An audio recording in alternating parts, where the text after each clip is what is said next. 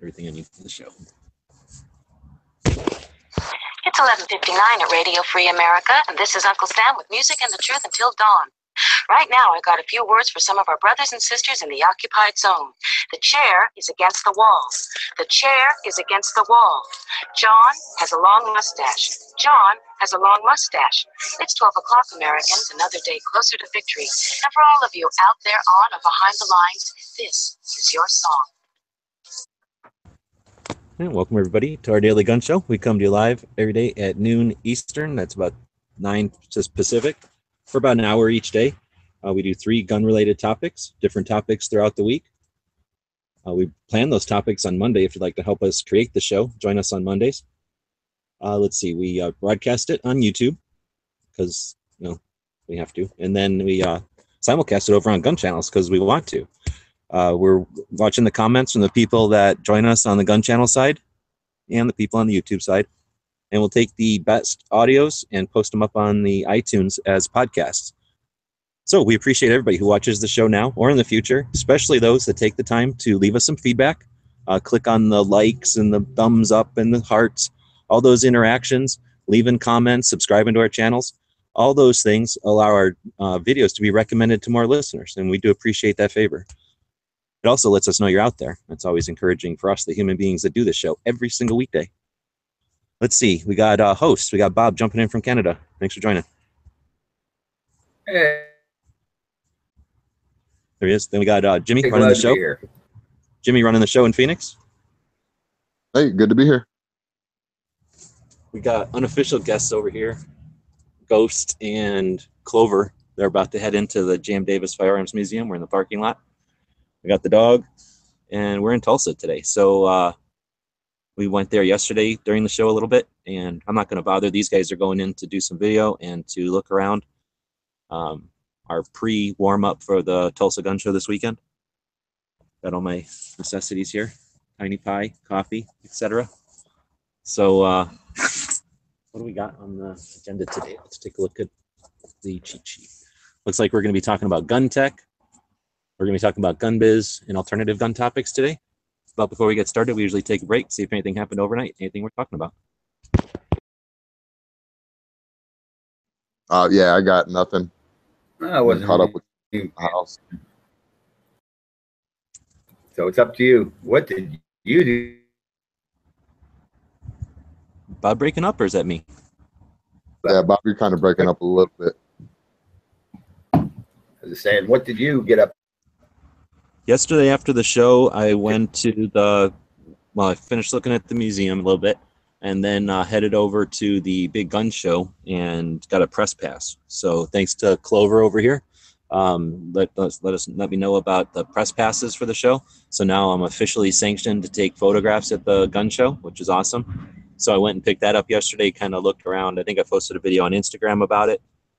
And then for some reason I fell asleep for hours and hours and hours.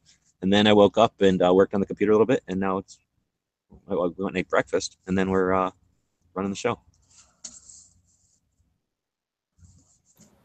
Sounds like a productive night. You got some sleep after how many hours being awake? I don't know. What tells that? Is that a wild ranging Clover? This is Gh0st Tactical. What's up? U.S. Marine. Today is Happy birthday, Marines. 242nd birthday? 242nd, yeah. Right on. Ooh, got to buy him breakfast today, so go buy a Marine food. They like breakfast. that. Or a beer, right? Yeah, right. We'll be inside. All right. So they're going into dog wants to go in with them. They don't allow dogs in there for some reason. All right, well, so where do we want to dig in? Start digging into the show already? Gun tech. Sure. What does it say? Is it worth? Oh, go ahead. Oh, go ahead. Is it worth trying to restore sporterized guns back to milsurp condition or to milsurp condition? So that's a good one. I think from Cycle Camp the other day, right? Yeah. I have to say for sure, yes, definitely. Agree 100%. Yeah, it's a shame that a lot of them were already sporterized, right? But Sometimes you can't though.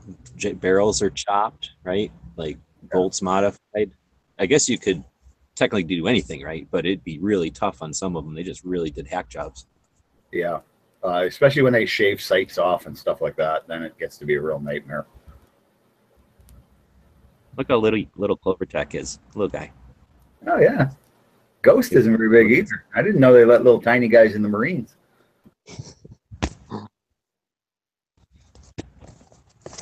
Just squish those little guys. What was that show from back in the 80s or 90s or something? Kids in the Hall. Oh yeah. That's Bob's neck of the woods. There you go. All right, well, so I don't know. I think that nowadays it's getting more worthwhile though, because there's fewer and fewer of these guns, right? And the cool ones, the ones that were never bubbed up, are worth a lot, right? So sometimes, like for me at least, my Springfield, I could only afford to buy a sporterized one. I was happy with it. It was kind of cool going hunting deer, thinking, potentially my gun had killed some Nazis. Yeah. Maybe it doesn't. How do I know? Maybe 2 dozen. Yeah, we got a ton of Lee Infields up here that have been bubbed, and you can get them cheap. That's the good thing. And if you find one that all they've done is cut up the stock and stuff, it's not that hard to get a new stock and get some of the pieces and bits and pieces for the stocks and stuff like that. It's as long as they haven't like I say bubbed the sights or taken the sights right off them, or it's doable. And it's well worth it because you're getting a real classic gun instead of something that just looks like an old piece of shit. I can think of one that I would not try to screw with, and that's the duffel bag mod to an Arasaka. I don't think I would try to repair that. No, because that's a bit of history. Yeah, that's part of the gun, right? Yeah. So I guess that's not really sporterizing it. No. Those older guns, I like you were saying about the 1903. I've seen some really, really bad hack jobs on them things, and I don't know. I don't agree with that. But there is certain type of milsurp guns that you could sporterize. Like I would say, an SKS, go and tear that thing up if you want. I mean, that kind of stuff. But yeah, there's certain guns that I wouldn't touch. We say that now, right? We say that now, but how many people back in the 50s and 60s used to say that about Springfields or Lee Infields or Mausers, just like, what the hell, there's tons of them. Nobody's gonna care. Dude, my grandpa would tell me stories about after the war. He was in construction, so he bought a lot of surplus equipment off the Navy and stuff. And I guess back in the day, he'd tell me about like motorcycles and Jeeps and things that I was interested in as a kid. We'd see something and he'd go, oh, that was like $15 after the war. So he told me about 1911s in the box, had been created but never shipped to the war. $5. 1911s, $5. How much would a World War II new issue 1911, never been out of the box before, be worth today? I don't know if there's very many investments that make that turn, right? Yeah. So back then, these guns didn't cost them nothing, and these guys just got done using them to free the world, right? Last thing they cared about is maintain, and these things were commodity to them. They were like a knife and a fork, right? Yeah, they were tools. Just simple, basic. They were just.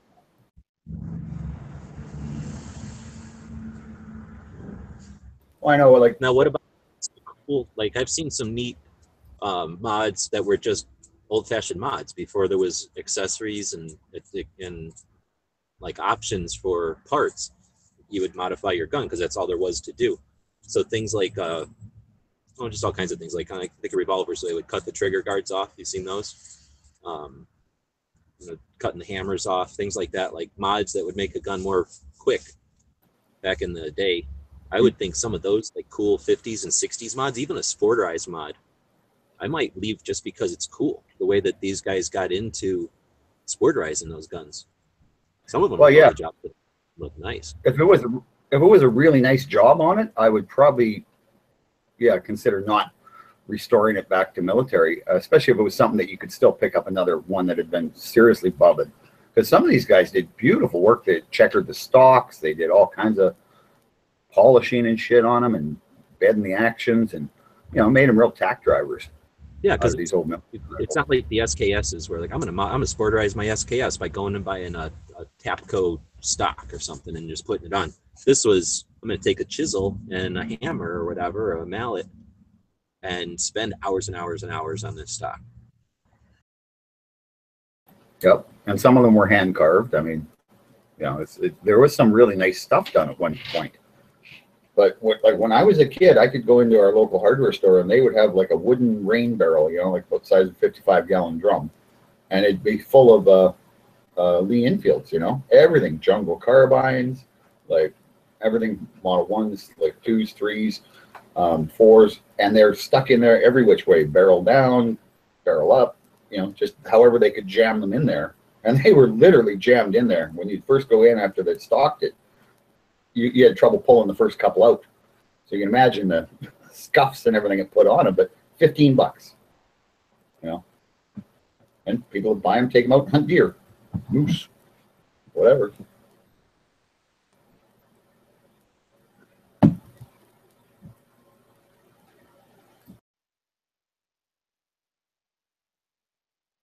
But yeah, is it worth spoiler or putting them back in the Milser position, the way it was condition? I would say, yeah, absolutely. Yeah. Now, as a collector, maybe some of the CNR guys out there can give us some insight. But as someone who's interested in old guns, does it screw with the what do you call that? Like, does it screw with the gene pool if you take a sporterized Bubba gun and cobble it back together? You know, one that looks correct, but it's mixing, you know, mixing barrels potentially, or parts numbers, you know, inventory numbers and stuff, and maybe even factories. So you've got this barrel and that action and that stock from 3 different companies, and then so the naked eye, or from 6 feet away, it looks right, but you know, an actual collector is going to cringe because now that's out there. Does that screw up the blood pool?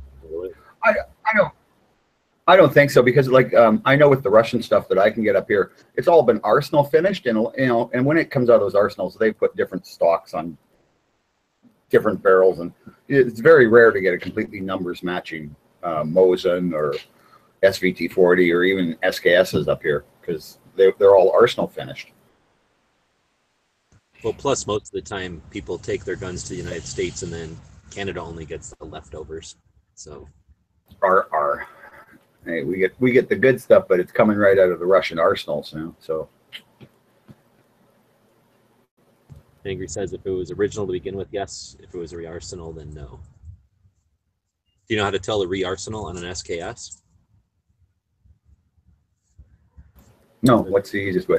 It's super simple. There's a date and then the little star or the triangle, right? And in between them be a square with a line from kitty corner, so like a diagonal line through a square, and that's the factory like refurbished mark. They'll put that on the metal pants. Yeah, I'm gonna have to check that what line is or not. Too bad we quit doing the daily pop quiz, so that wasn't a quiz question. Because Pants would have won that one.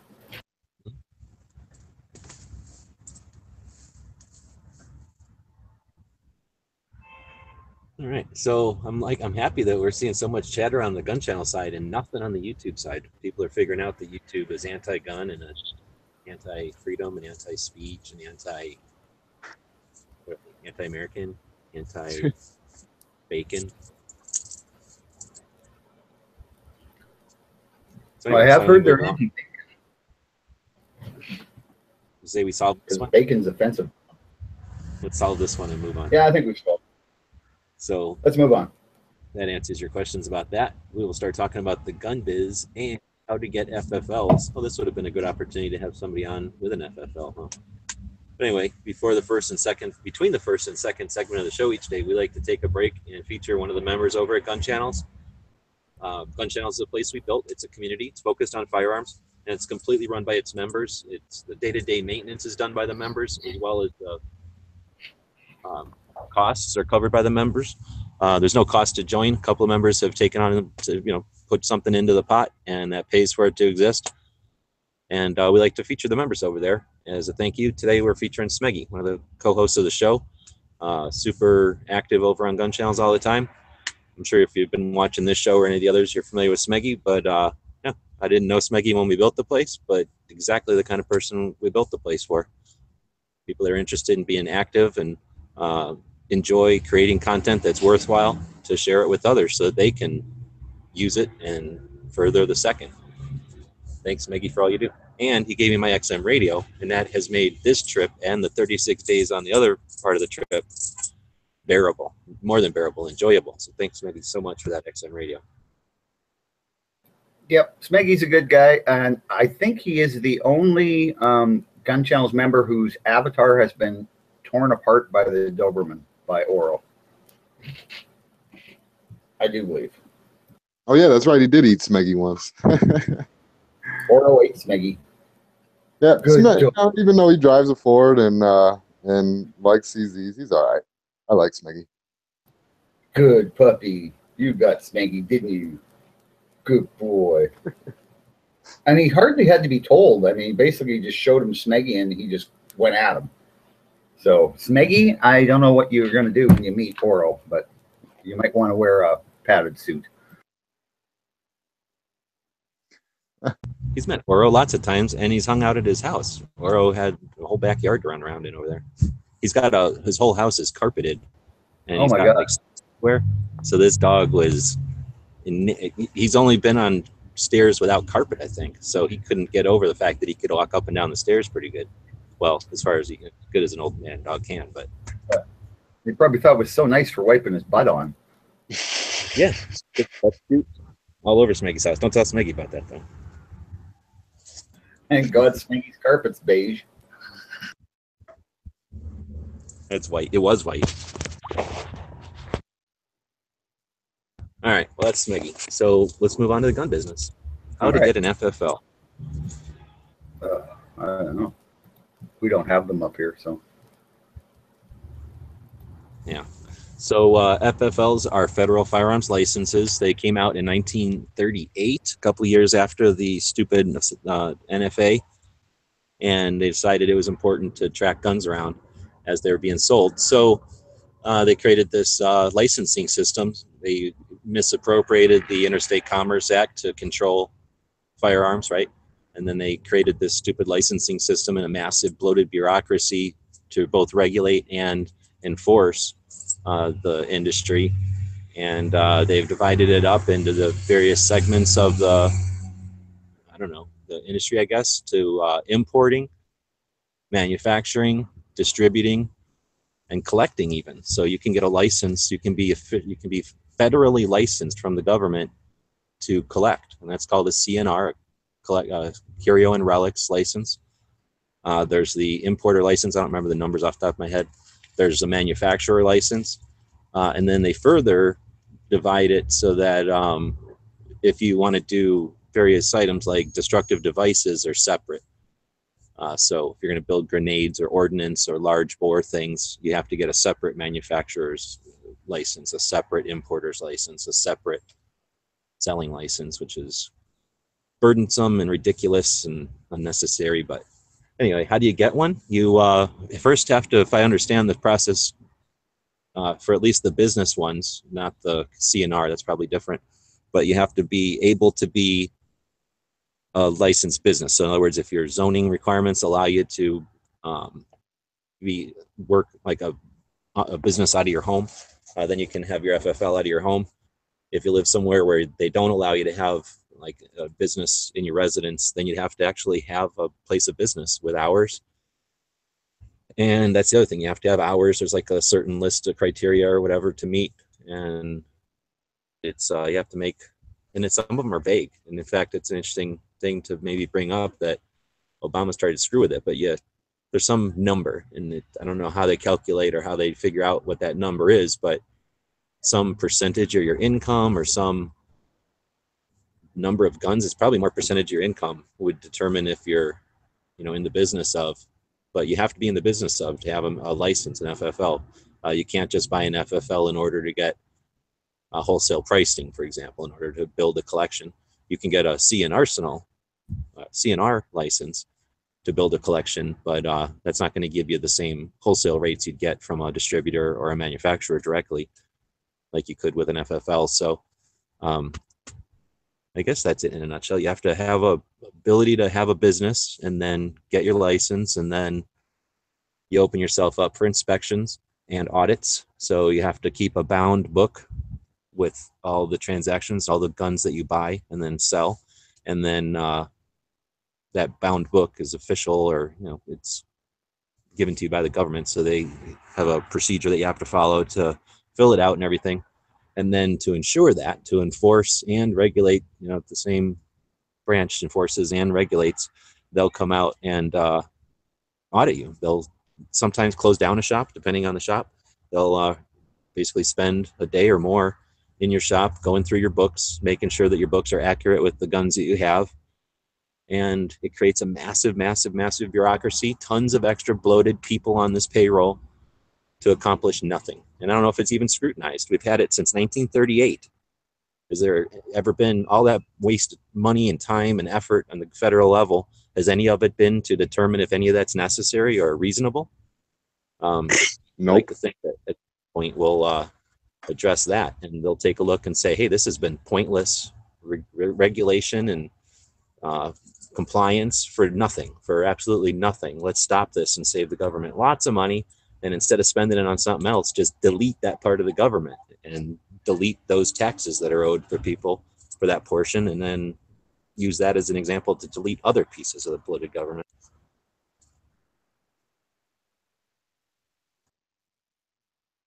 That would be That's all nice. I know about. There is so much bureaucratic waste goes on in government. And once they start a bureaucracy, it just becomes self-perpetuating.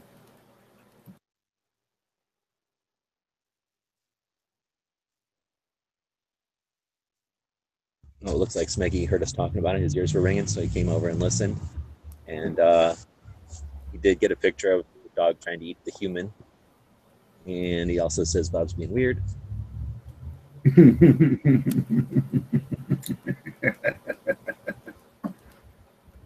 So said that's how they've been shutting down home FFLs. And that's the thing. Obama decided, well, first off, you couldn't get an FFL. They've made it abundantly clear since 1938. You can't just get an FFL in order to get a good deal on guns. If you like to collect guns and you'd rather buy them wholesale than retail, you cannot just go into the business, quote unquote, in order to do that. So you've had to do some amount of firearms transactions in order to keep your license. And I don't know what the criteria is for that. But at some point, Obama said, you know what, this country's too solid and people seem too free here, so let's screw around with them and suggest that if you sell one or more guns, you now are required to get an FFL, a license to do so. I guess the idea would be that since he would then have the ability to tell his agency that he is in control of in the executive branch, the ATF, don't put anymore, then he could effectively end firearms sales. But obviously a massive infringement on more than just individual liberty, but, you know, rights that the Constitution requires that the government not infringe on. And nothing much came of that. But it's definitely an interesting angle that these people will do to further their goals, to basically use the obligatory regulation and the enforcement arm behind that regulation to use that to basically harass the community, you know, the people that like firearms, to harass us out of business, and, you know, to make it more cumbersome and costly and confusing to even enjoy our pastime, our recreational or our, you know, ability to defend ourselves. I think we could probably do a whole discussion on just that facet of it, that on one hand, they're going to say, you can't have an FFL unless you sell this many guns. And then they're going to also say, if you sell any guns, you have to have an FFL. It's a massive catch-22, blatant abuse of government and jackbooted thuggery. No, it's too true. And that's, the government is so prone to do things like that. They like to create catch-22s.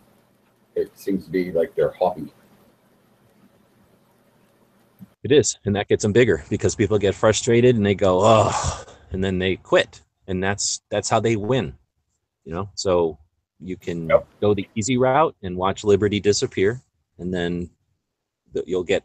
And the best part is when that happens, when you give up and you allow the others to do whatever they're going to do and run rampant, you don't even have to suffer because they're just going to have more salty treats and sweet snacks, and there's going to be fun or interesting stuff on TV, and you can just sit back in the bliss and just not even pay attention to all the stuff that's happening out there. It'll probably right. never end. By the time you wake up, it'll be way too late. It never will end, or else it'll end abruptly. Either way. So, is that FFLs today? I don't see much. Smeggy's talking about a friend who was going to get one, and then he didn't want the idea of, or he didn't like the idea of the ATF having the ability to come in and. It isn't without a warrant because they don't need a warrant to search the house of a licensee. If the licensee says that his house is his business, then they're the regulatory agency. So they are going to come in and search, but it's not warrantless. You by having the license, you've agreed to those terms and conditions. But I can understand why somebody who, enjoys personal dignity wouldn't want to have a government agency with the authority to put them in jail 10 years at a time for every single infringement, just running through their house. Tromping on stuff. The same people, Waco, same people, Ruby Ridge. Yeah. I guess not necessarily. Maybe the wording was just wrong. Not a warrant, but I still wouldn't want somebody going in, even if I signed up for it, without due cause, I guess.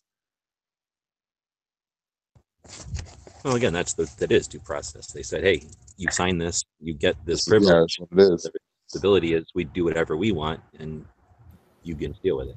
Yeah, the difference it's not like every home FFL gets their house searched, but I don't think has anything to do with their intent or their interest. I think it has more to do with their capacity and their employee numbers.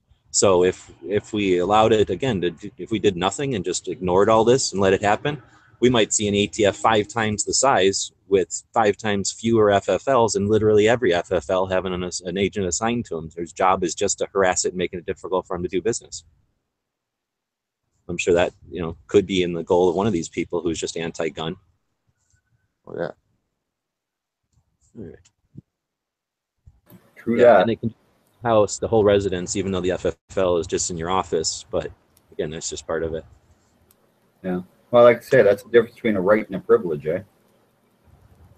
What's with all the 5-0 and the siren? I don't know. I think it's probably, you know what it is? It's the Veterans Day parade. It's Veterans Day's tomorrow, but everybody's doing a parade today for some reason. So here in Tulsa, Oklahoma, we're on Route 66, the old historic Route 66. And the J.M. Davis Firearms Museum here is on 66. So in front of me there, when cars go by, that's historic Route 66. And I think down there, a little ways, maybe a block, they're having a Veterans Day parade. So I don't think those are, I think that's probably just cars going by in the parade. Maybe fire trucks. All right, well, so I guess that's it. If you have anything more to add, though, we should mention once in a while that our segments here aren't to completely cover things. We talk about things for 10 or 20 minutes. The idea is to talk about topics that are not necessarily given to us by the agenda-based media, not just reacting to what they say is important news, but instead to talk about what our audience was interested in on Monday, because we schedule the shows on Monday. So thanks again to Cycle and the other people that have been posting suggestions. And with that, take that topic and go to your own show, go to one of the live stuff that happens in the evenings, go to your blog, go to your Instagram or your Facebook, or just over on Gun Channels, and continue on with some of these topics. Well, that's kind of cool. I think an F-111 and some little tiny plane are flying by. They maybe just did a flyby. How quiet are F-111s? I didn't even think those flew anymore. I wish this thing could zoom.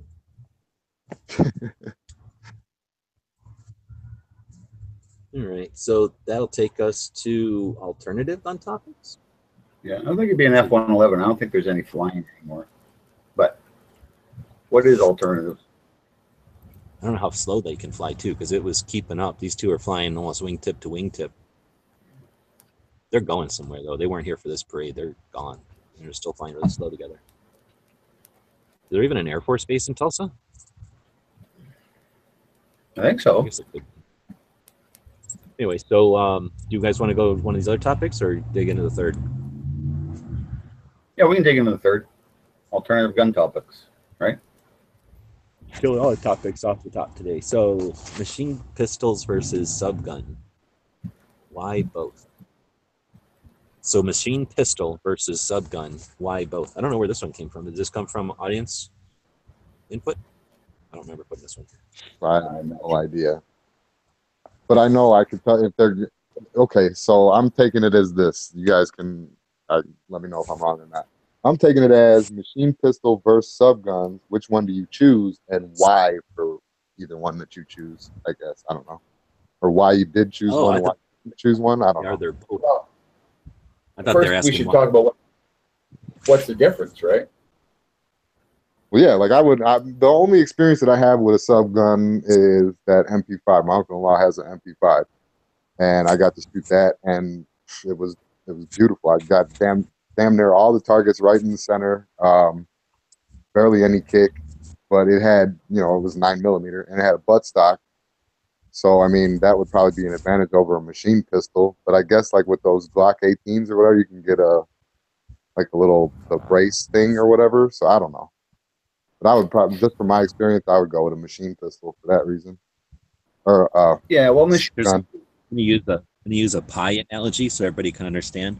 Why would you want a whole pie when you could have a tiny pie like this one? So that's There you like, go. why would you want a whole gun when you could have just a machine pistol? Because the whole pie has a buttstock. So does pistols. If you look at like the Scorpion, right? The VZ Scorpion, that's considered a machine pistol because you can actually put it in a holster on your hip. You pull it out, fold the stock out. Now you've got basically a really short, handy little subgun. I could technically do that with an AK pistol too. They make little drop leg holsters for that. It ain't little though. Yeah, that's. I mean, the Number one, there ain't no such You thing as an AK pistol. That is a U.S. contrivance based on our stupid laws. Nobody in the world came up with an AK pistol because it'd be a dumb idea. They made cranks, which are pistols are just cranks without their stocks on them. But it's an intermediate cartridge, so it can't be a machine pistol. It has to be a pistol caliber to be a pistol. At least for machine gun definitions and stuff, that's what they go with. So a submachine gun. A submachine gun is a pistol caliber machine gun. And then your machine gun is a machine gun with a regular cartridge, and then your AK and whatever are intermediate cartridges, right? In between somewhere. But machine pistols are like your Uzi pistol, like Bob was saying, a Scorpion. They're pistols. Like you put them in your holster on your hip.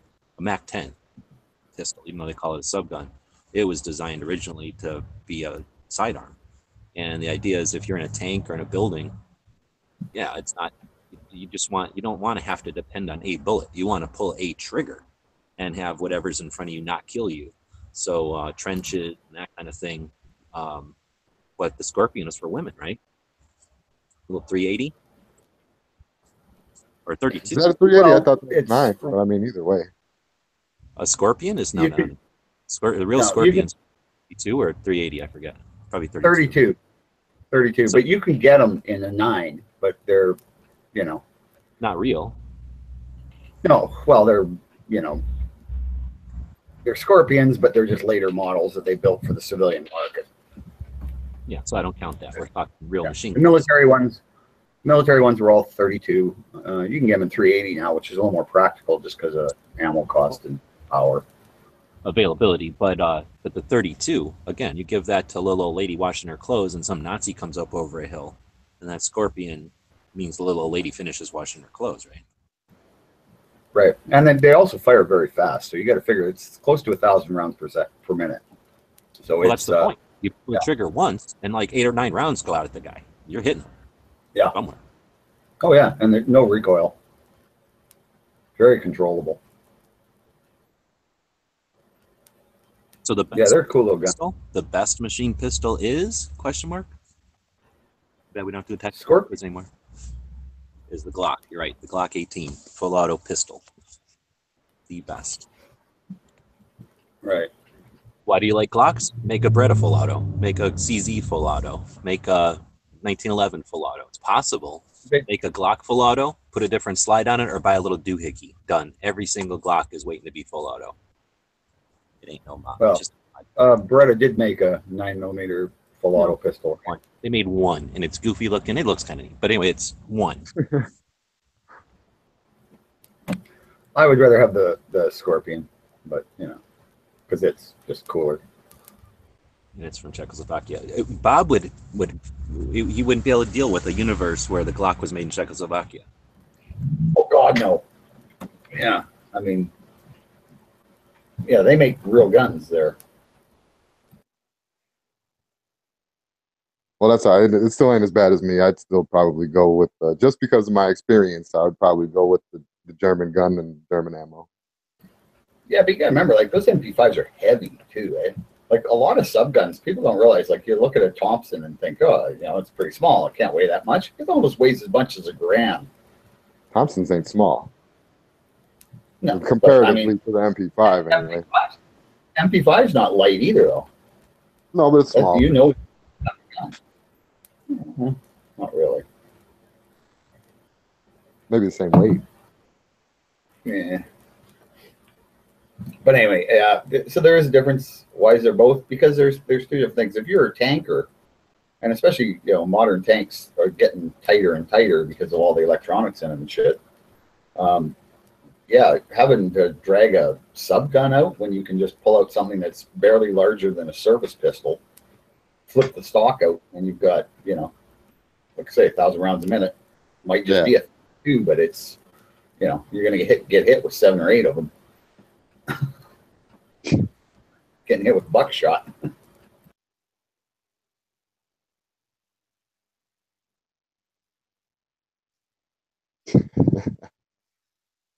Well, Keeps acting like you don't care about that pie, and then when he thinks I'm not looking, he tries to grab the pie.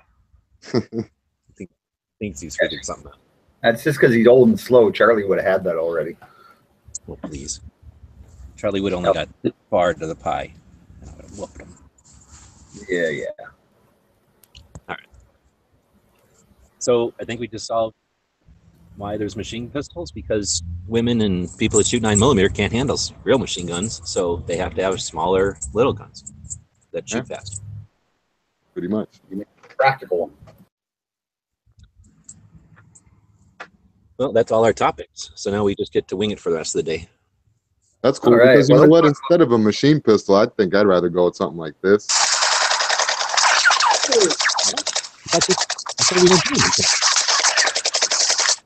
That's one of them fully automated semi-autos with a 30 caliber clip magazine. Not trying to show off, just saying. So Get cold. I've heard that you can get those as an optional accessory to mount in the bayonet portion of an AR-15. oh yeah, you didn't hear about the AK bayonets for the ARs? Yeah, that's the thing. That's the thing, man.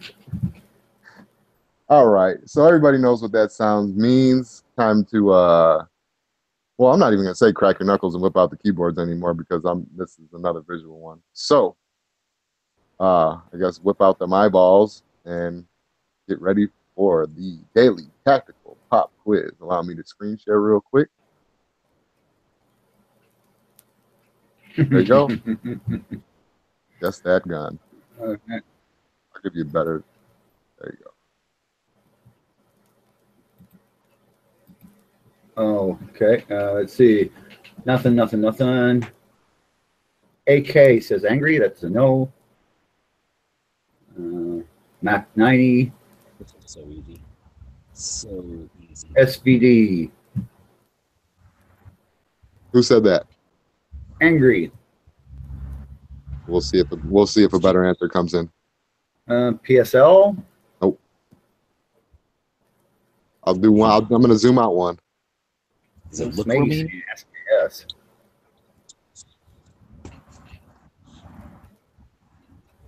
Come on, guys. It's like a remote control. Wherever I move the pie, the dog is going to look. Somebody said dragon off. Don't touch my pie with fouled. Ah. was goofing Okay. around. And I got my Oh, Dragonoff. Angry says Dragonoff. Oh, Yeah, I think we give it. yeah, Angry got that one. Angry, you got her. On the gun channel side, of course, because, you know, it's just better.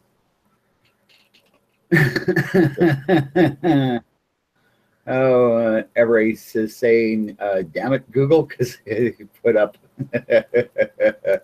it must have auto-corrected for him. Instead of it saying dragon off, it said dragon off. There's no dragging off on the Daily Show. So, Angry, you are the winner of the Daily Pop Quiz. I guess that makes you the Pop Quiz hot shot of the day. Yeah, that didn't hurt too bad. Nope. Hey, Bob, I wasn't locked on your screen. Can you do that one more time? That sounded a lot like Z. Have you been watching old videos? Yeah, something like that. Yeah, I'm channeling Z. That's what it is. Oh, congrats, Angry. Let's see here. Sean asked, was I looking for SVDs? I might have been. But you'll never know. One of the reasons we started the show back in the day, I think 440 episodes ago. 440? Is that a caliber? No, it's an engine. No. Okay, I knew it was something. So 444 is a caliber. We got that coming up.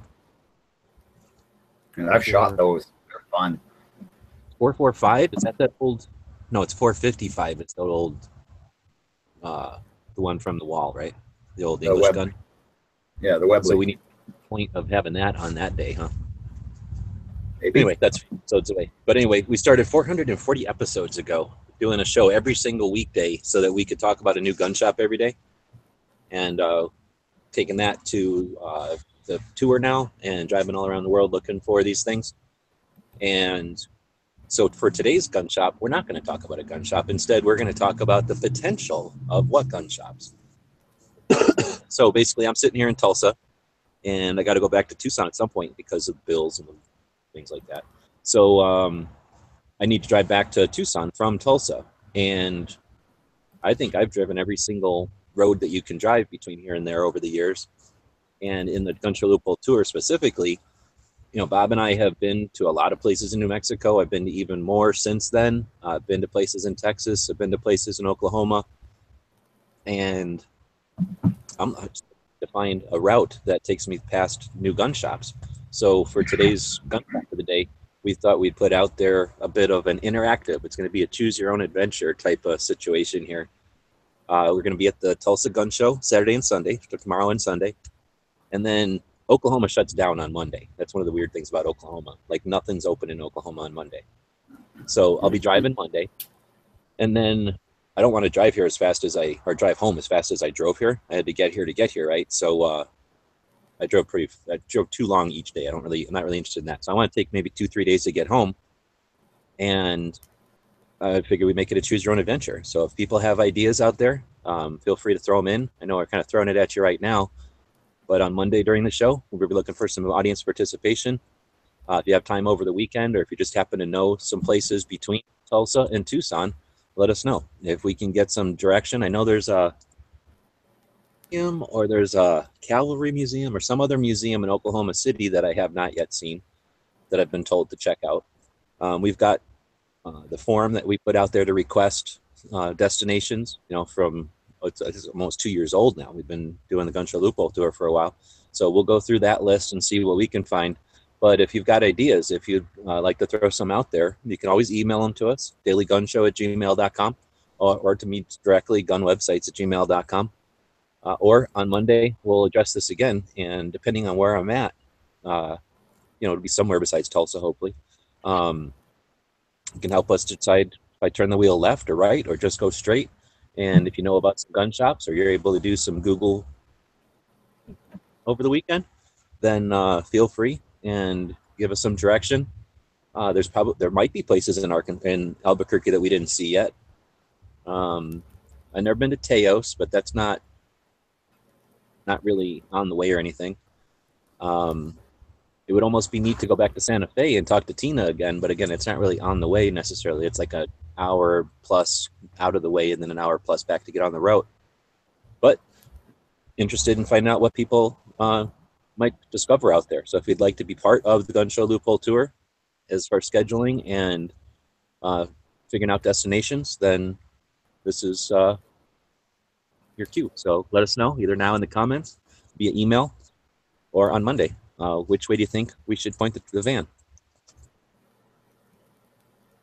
That's cool. Yeah, let's let the people give us some input on where they, or which direction, and what kind of gun shops you're going to be able to see if you go that direction. Hopefully, it's something new we haven't seen before. So, what do we got left? Oh, look at that. Corbon. I knew it was a caliber. Bob's just not real familiar with gun calibers, but 440 Corbon is a caliber. We're in the heart of the big bore caliber days here. Yeah, that's true. That is true. Maybe instead of be doing bullet of the day or cartridge of the day or caliber of the day, I guess, and then or maybe Bob should just be picking guns that are in the calibers of the show numbers. A lot of work. Oh, come on. Yeah, extra work. Jeez. I want a bonus then. 10% of what I'm getting now. Oh, that'd still be nothing, wouldn't it? And I see John on the YouTube side is suggesting 3 of the shops that I've been going to for, I don't know, 17 years in Tucson. So thanks for the info, but I don't need recommendations on Tucson. Tucson shops. I both those down.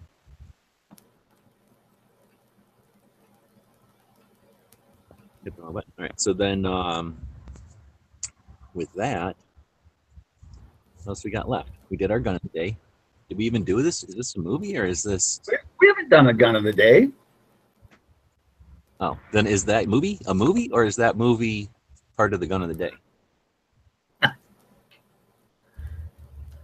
What movie? Let's see. I never heard of the movie called Semi-Auto. Yeah, so semi-auto must be something about this gun. Hey, what happened to my gun of the day? Oh, it's right there. All right. 3 different guns in it. Is this some hybrid Franken gun? Kinda. It's a gun produced in Canada. It's quite an interesting project. It uses AK-47 magazines. It's got modern type furniture, but it's based on the SKS Action. And it's cheap. It's like $600. So is it an SKS M then, or is it a completely different gun? Fuck Bob. This is the big bucks, Bob. $600 is cheap. Holy crap! It costs almost $600 to drive out to Tulsa. We'd call that cheap.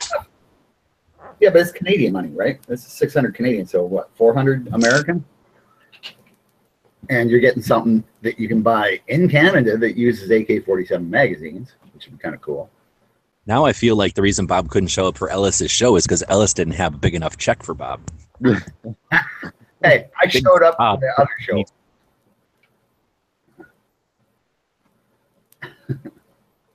So this is an AR-15 SKS bastard. Kind of. And yes, it's kind of ugly. I don't think it's that bad. If you put a 30 round in there. Raphael from Florida walking out of the gun museum right there. Oh. And then I didn't realize I was muted because I was like, there's Raphael. And then I hear Bob go, that's ugly.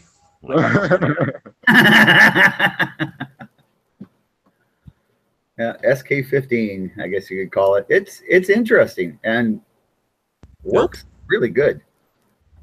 Everybody knows the SKS Action is bulletproof and super accurate. So put some modern furniture on it, make it utilize AK magazines, and you've got something that's a heck of a good gun for a reasonable price. That's legal in Canada. It's not registered or anything like that. It's just a rifle.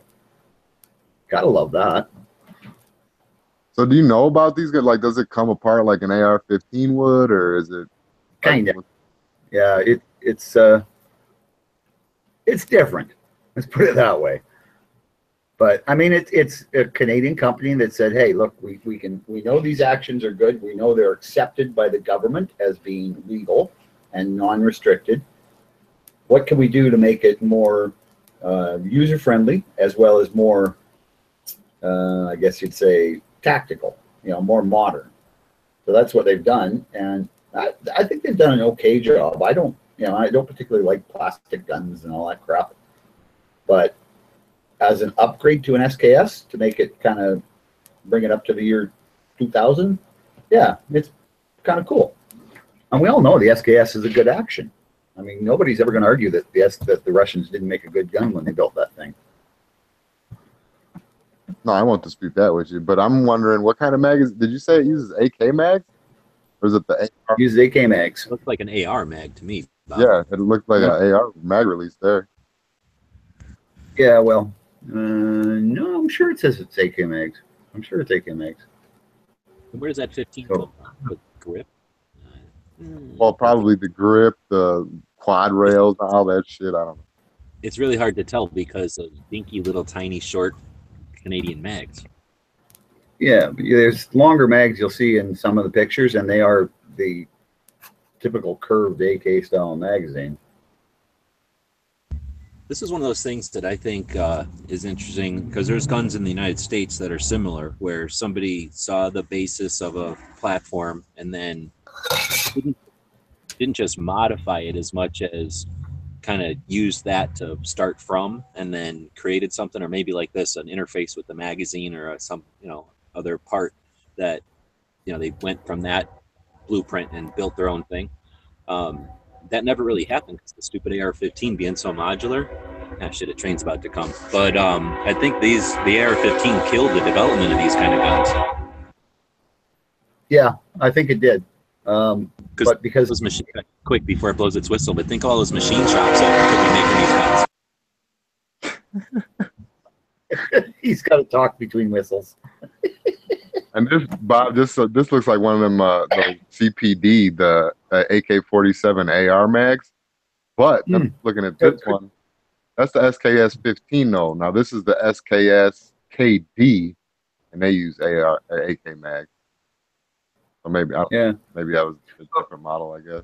SKSK, or I mean an SKSD is an actual SKS made at the factory that holds mags. I think that K might just be the stock or Canada, because I don't know how to spell Canada. Oh, okay. Yeah, because I know that they got the SKSM and the SKSD that take the AK mags. So maybe yeah. Yeah, but there's an SKSD. The SKSD looks like a normal SKS with a bayonet and a standard stock, and it accepts AK mags from the factory in China. The SKSM has that thumb hole stock.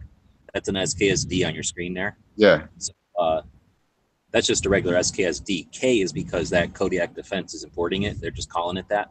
But the M is the one that looks like a sporterized stock and it looks really stupid. And it still holds AK mags, but it has no bayonet lug and it has like a thumb hole stock.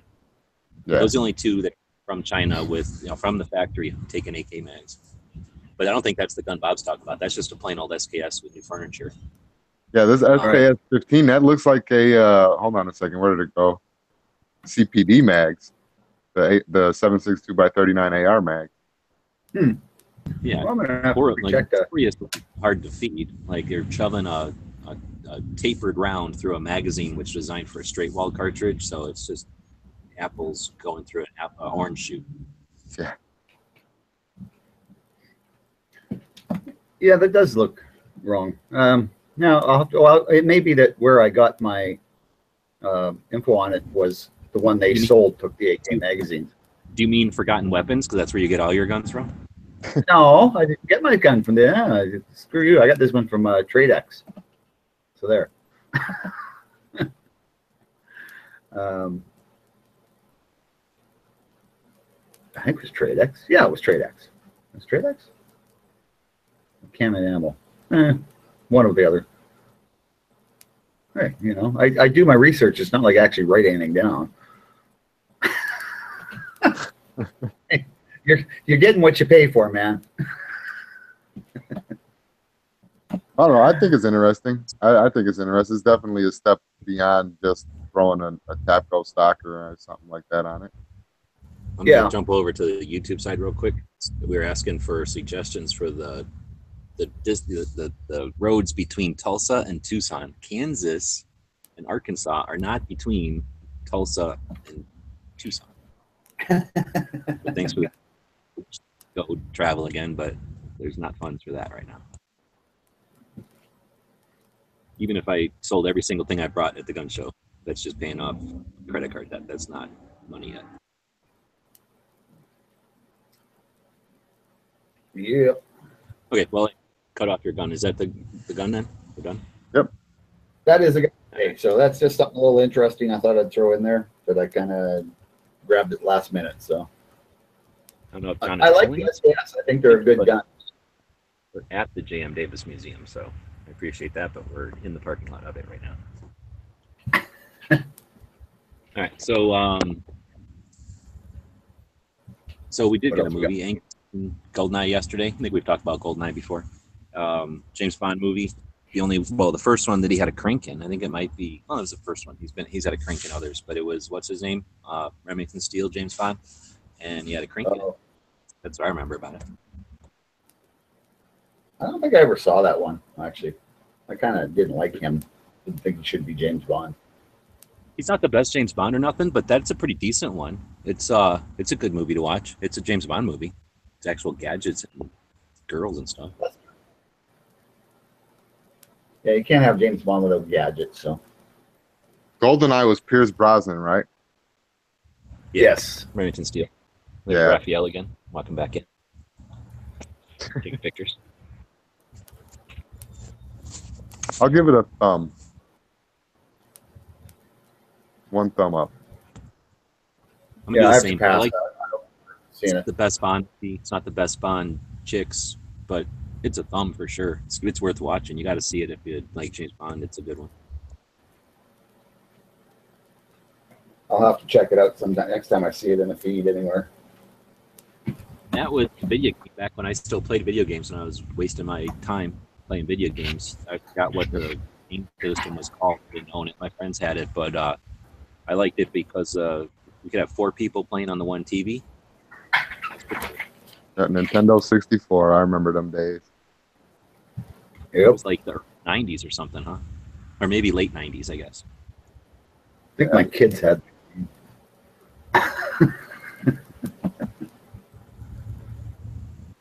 All right. So that's our movie today. Thanks, Angry, for that. I guess he gets preferential treatment since he has something going. Yeah, I seen he won the. Seen he has some kind of arrangement with Jimmy where he gets all the answers.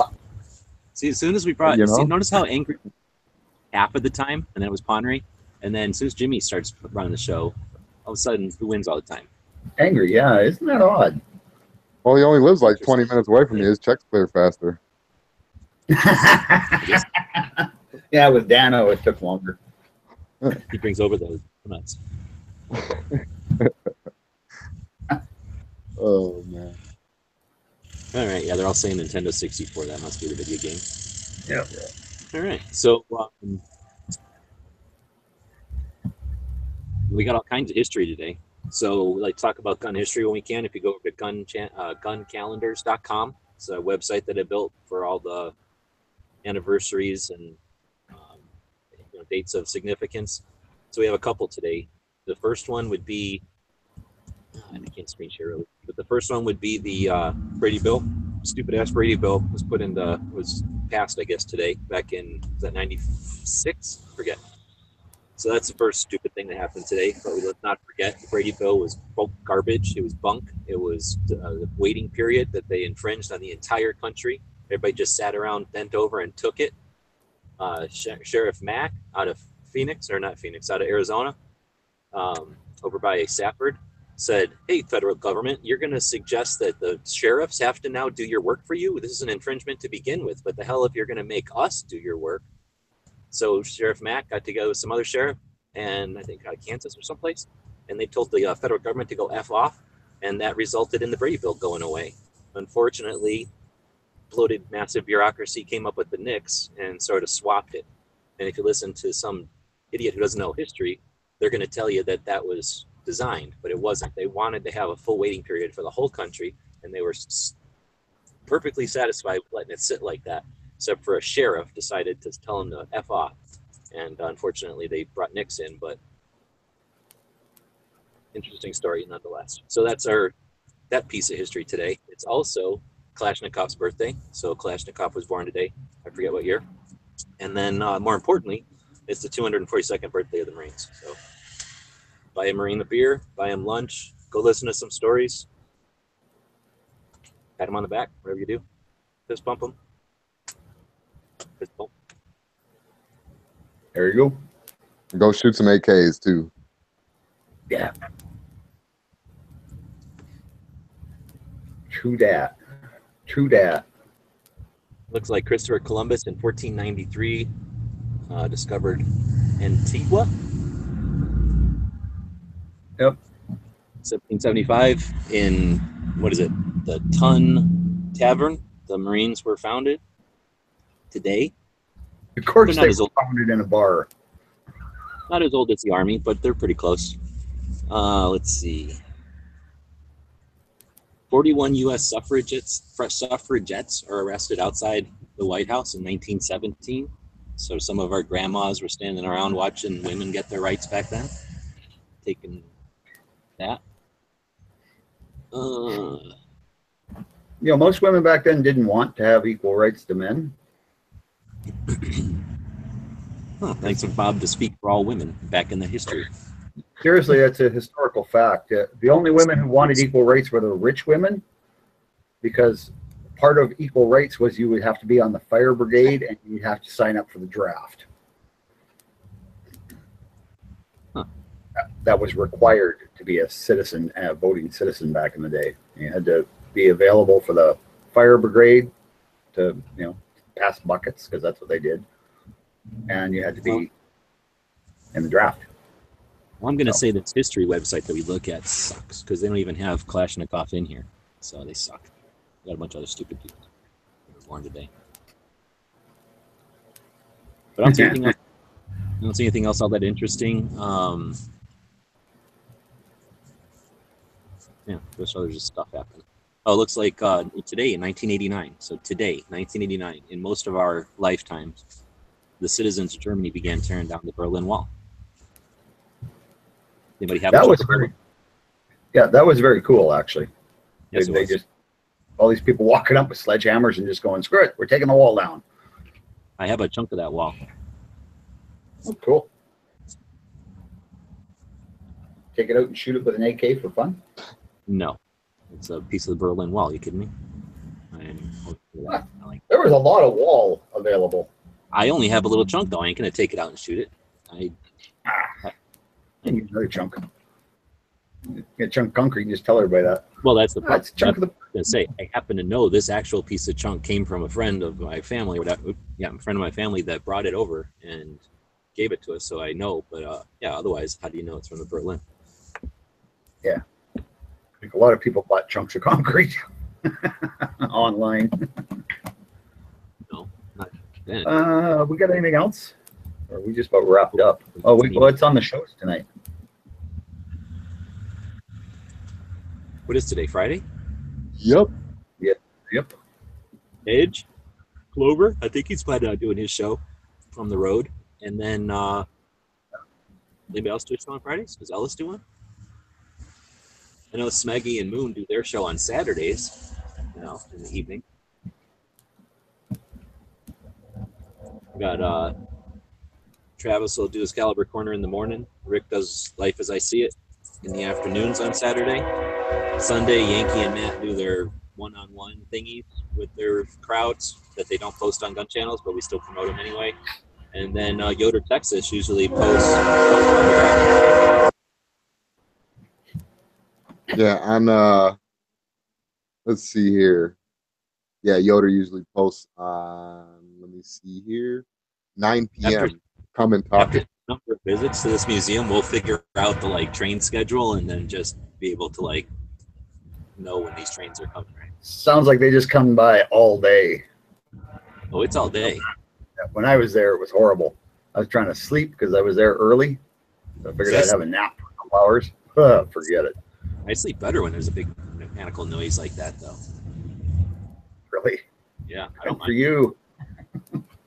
I don't mind hearing a train whistle in the distance, but when it's like 30 feet away, no, it's not so nice.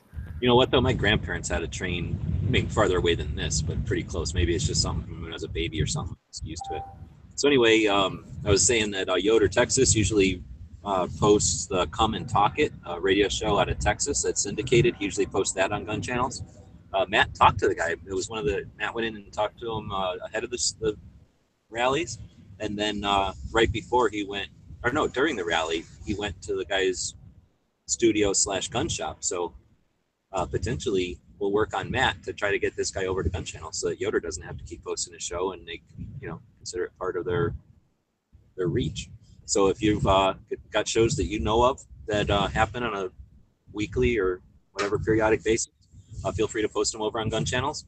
And assuming that the host, the content creator, is okay with it. I guess technically in the past we have had people that freak out about that, but for the most part, it's expanding their coverage, broadening their reach. So if you want to help them out, do that. If you want to encourage them to join Gun Channels, be part of the group, do that as well. But otherwise, then it'll be Monday, and Jimmy starts the day off with Early Watch with Tony, 9:30 a.m. Eastern. Wait, yeah, 9:30 a.m. Eastern, right? 9 now. Same time? 9. 9? Yeah, 9. And then you run that up right until we start at noon.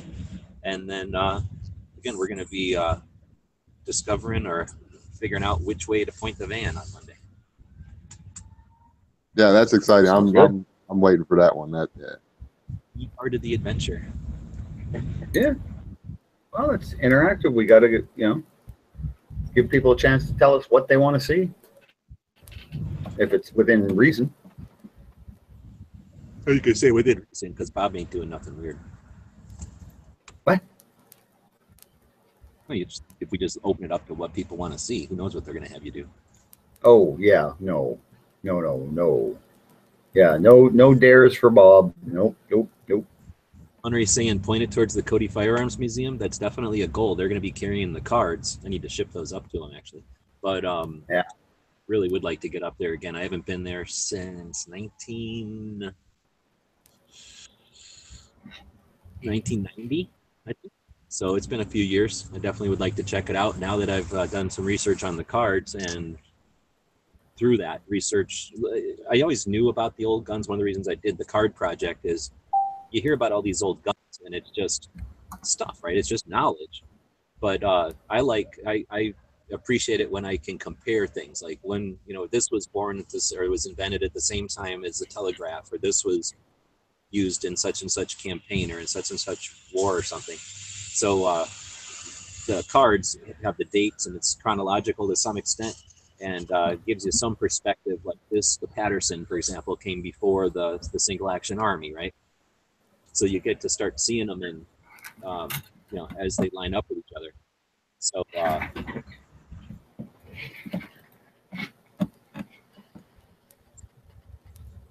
all right, well, that got cut off. So anyhow, where were we at? We were going to, you're suggesting the Firearms Museum, the Cody Museum. I'd definitely like to get up there, but Wyoming is pretty far. We'll hopefully people will continue to support us on the Patreon, and we'll keep gas in the tank, and we will head up that way, because it's definitely one of the goals. That gets us past Salt Lake City, and that gets us up into Wyoming again, which is awesome.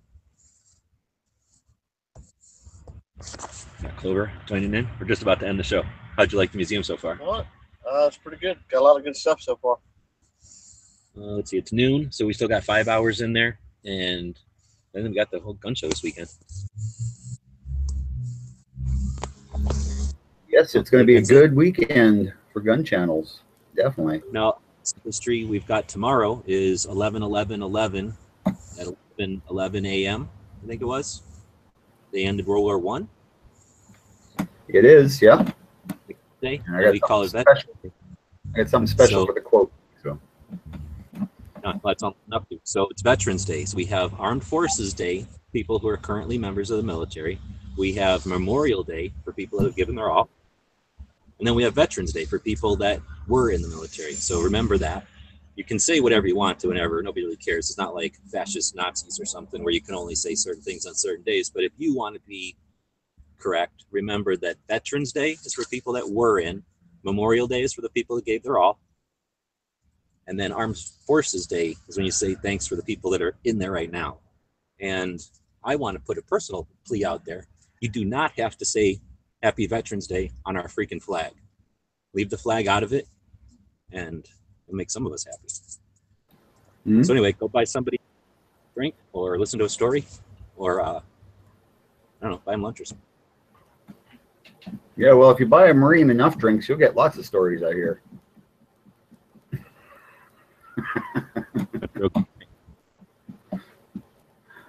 All right, I think we're ready to wrap this up.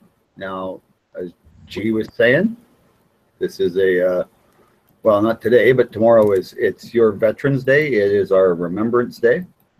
And we've got a little something by Canadian World War I veteran. He was actually a doctor, Lieutenant Colonel John McCrae. And he wrote this poem the day after his best friend had been killed by a mortar round. It's not a long poem, so don't worry about it. Don't get all depressed about it. But before that, I just want to remind everybody, please like, share, subscribe. And if you can, support us on Patreon, please do. It helps the show out immensely.